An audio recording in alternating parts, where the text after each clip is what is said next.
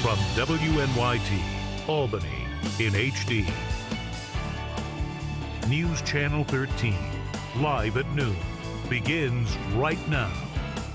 Good afternoon. Thank you for joining us. I'm Sabrina Dami. We begin this noon with breaking news. Boston police say 3 additional suspects have been taken into custody in connection with the Boston Marathon bombings. We're going to take a live look in a moment at the federal courthouse in Boston. Police say there is no threat to the public. The Boston Globe cites a source saying that the 3 were connected to Jahar Tsarnaev at UMass Dartmouth and helped him after the fact.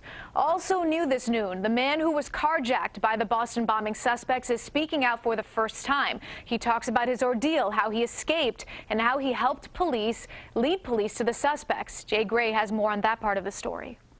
We're learning more today about Tamerlan and Jahar Tsarnaev from a man held at gunpoint by the marathon bombing suspects while they were on the run. He took out his gun and pointed to me and said, "Where's the cash?" Using the name Danny with his voice altered and face covered at his request, the driver, who says he was carjacked by the Tsarnaev brothers, talked about the ordeal for the first time on television during an exclusive interview this morning on Today.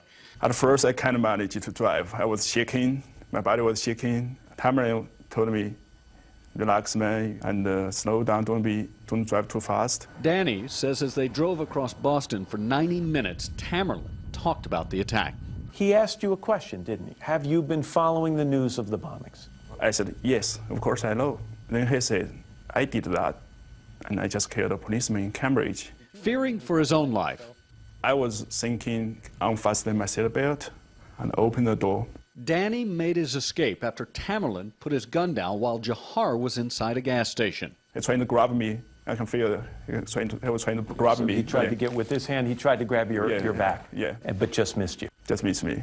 It was very close. I can feel it. He ran to another gas station, hid, and called 911.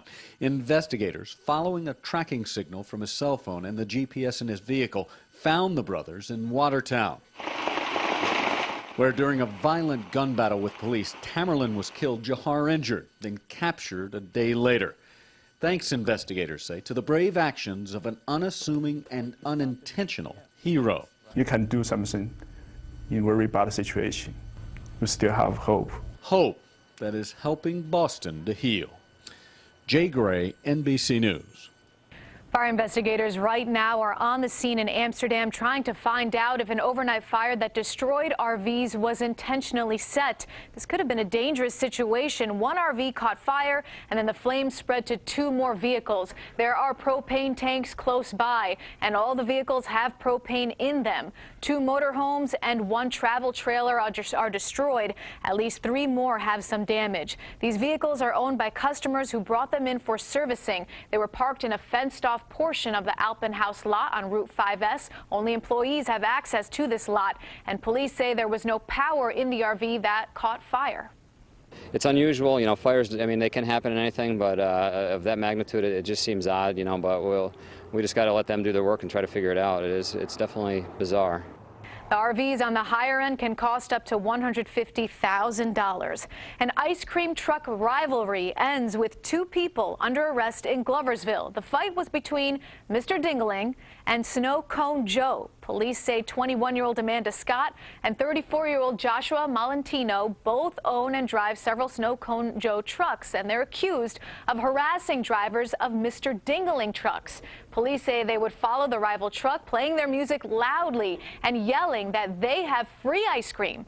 Malentino is also accused of yelling at a Mr. Dingaling driver, claiming that his business controls the ice cream sales market in Gloversville.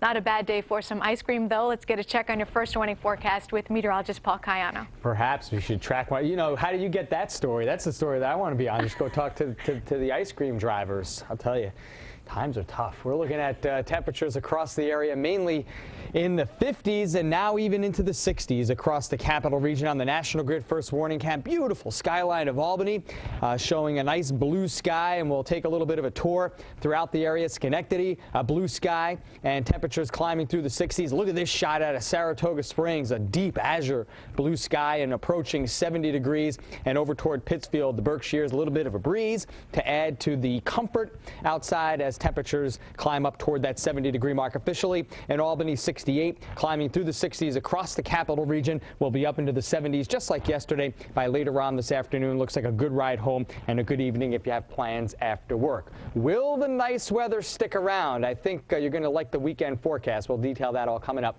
in about 10 minutes. Sabrina. All right, thank you, Paul. The FDA's new decision on the morning after pill is stirring up a lot of controversy. Now girls who aren't even old enough to drive can get the pill without a prescription.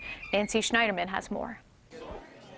Starting this morning, the Plan B one-step pill will begin to appear at retail outlets with a new label that reads, "Not for sale for those under 15 years of age." The age restriction now 2 years younger than it had been. The pill's manufacturer, Teva Pharmaceuticals, welcomed the ruling, calling it a significant milestone for women. But lowering the age restriction is likely to dramatically raise the level of controversy, especially among parents and teens. I think the parents should know about, if they're going to take some kind of pill like that. I would want my child to speak with me, but not all families are the same. FDA Commissioner Dr. Margaret Hamburg said in a statement, the data reviewed by the agency demonstrated that women 15 years of age and older were able to understand how Plan B one-step works and how to use it properly. But groups opposed to lowering the age restriction were quick to fire back. What Tuesday's ruling did was it removed medical screening for young women who are sexually active. Most parents and most reasonable people will agree that that's not in the best interest of young women's public health.